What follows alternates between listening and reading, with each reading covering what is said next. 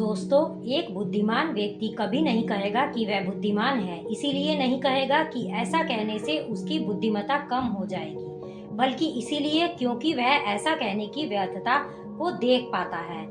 दोस्तों, गौतम बुद्ध के जीवन से जुड़ी हुई एक छोटी सी कहानी जो आपको बताएगी कि वास्तव में बुद्धिमान कौन है। एक नगर में एक लड़का रहता था और उसका दिमाग बहुत तेज था और उसकी खासियत यह थी कि वह किसी भी चीज को बड़ी जल्दी और आसानी से सीख लेता था। जहां अन्य लोगों को किसी काम को सीखने में महीने या वर्ष लगते थे, वहीं पर इस लड़के को उसी काम को सीखने में कुछ दिन लगते थे। उसकी ख्याति दूर दूर तक फैल गई थी और कहा जाने लगा था कि उस व्यक्ति के जितना बुद्धिमान कोई नहीं है। परंतु वह व्यक्ति जो जानता था कि वह भीतर से क्या है, हर व्यक्ति जानता है कि वह भीतर से क्या है। चाहे वो बाहर से कुछ भी दिखाए, वह व्यक्ति भी भीतर से तो परेशान था, परंतु वह अपने अहंकार से अपने परेशानियों को ढकना चाहता था। दोस्तों, ज्यादातर लोग ऐसे ही करते हैं और शो ऑफ इसी का नाम है।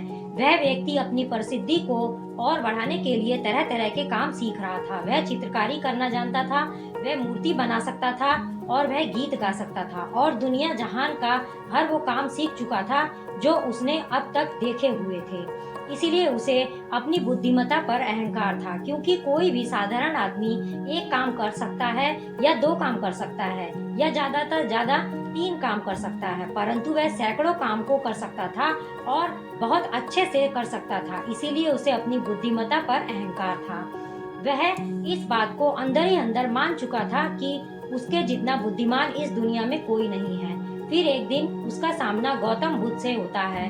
उसे पहली बार एक ऐसा व्यक्ति दिखता है जिससे उसे ईर्ष्या होती है। अब तक उसने ऐसे लोग देखे हुए थे जो इससे ईर्ष्या करते थे, और जहाँ ईर्ष्या होती है वहाँ तुलना का होना निश्चित है।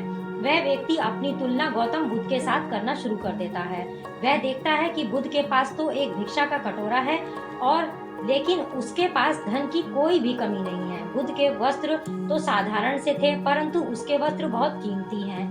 बुद्ध तो जमीन पर नंगे पैर चलते हैं, परंतु वह नंगे पैर नहीं चलता। इसी तरह से वो आदमी सैकड़ों चीजों से अपनी तुलना गौतम बुद्ध के साथ करने लगता है, परंतु हर तुलना के बाद भी वह पाता है कि उसकी ईर्ष्या बुद्ध के प्रति 1% भी कम नहीं होती। वह व्यक्ति मन ही मन सोचता है कि मैं इस भिक्षु से अपनी तुलना क्यों कर रहा हूँ, जबकि मेरा जीवन इससे 100 गुना बेहतर है।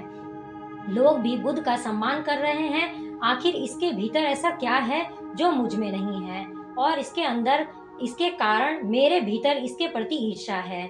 बहुत देर अपने मन में उलझने रहने के बाद वह व्यक्ति तय करता है कि वह बुद्ध के पास जाएगा और उनसे पूछेगा कि उनकी उपलब्धि क्या है। वह व्यक्ति अपने सेवकों के साथ बुद्ध के पास जाता है और उनसे कहता है कि मैं इस इलाके का सबसे बुद्धिमान व्यक्ति हूँ, और आप अपने आसपास जो भी देख रहे हैं मैं वो सब करना जानता हूँ। किसी भी कार्य को सीखने में मुझे बहुत ही कम समय लगता है। सभी लोग मेरा सम्मान करते हैं, परंतु इस सब के बाद भी मेरे भीतर आपके लिए ईर्ष्या है। मैं ये जानना चाहता हूँ कि आपकी उपलब्धि क्या है, ये सब लोग आपका आदर सम्मान क्यों करते हैं। इसके बाद बुद्ध कहते हैं कि वैसे तो मेरी कोई उपलब्धि नहीं, परंतु तुम कहते हो कि मेरी कोई उपलब्धि है। वह व्यक्ति पूछता है कि क्या मैं जान सकता हूँ। तो फिर उसके बुद्ध कहते हैं कि मेरी एक उपलब्धि है कि मैं सभी उपलब्धियों को छोड़ चुका हूँ। वह व्यक्ति बुद्ध से पूछता है कि मतलब, मैं कुछ समझा नहीं। बुद्ध उस व्यक्ति से कहते हैं कि क्या तुम्हें प्रशंसा अच्छी लगती है। वह व्यक्ति कहता है कि प्रशंसा तो सभी को अच्छी लगती है। इसके बाद बुद्ध कहते हैं कि क्या तुम्हें निंदा अच्छी लगती है। तो वह व्यक्ति कहता है कि भला इस दुनिया में कौन है जिसे अपनी निंदा अच्छी लगे। इसके बाद बुद्ध कहते हैं कि जो तुम्हें अच्छा लगता है और जो तुम्हें बुरा लगता है, मैं इन दोनों से ऊपर उठ चुका हूँ। ना मुझे निंदा सताती है और ना ही मुझे प्रशंसा करनी आती है। बस यही अंतर है कि तुम में मुझ में। और इसके बाद वह व्यक्ति बुद्ध से कहता है कि परंतु यह कैसे संभव है।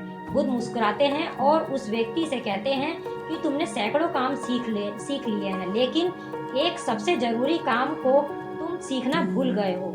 वह व्यक्ति बुद्ध से पूछता है कि वह कौन सा काम है। बुद्ध कहते हैं कि तुमने अपने मन को नियंत्रण करना क्या सीखा है।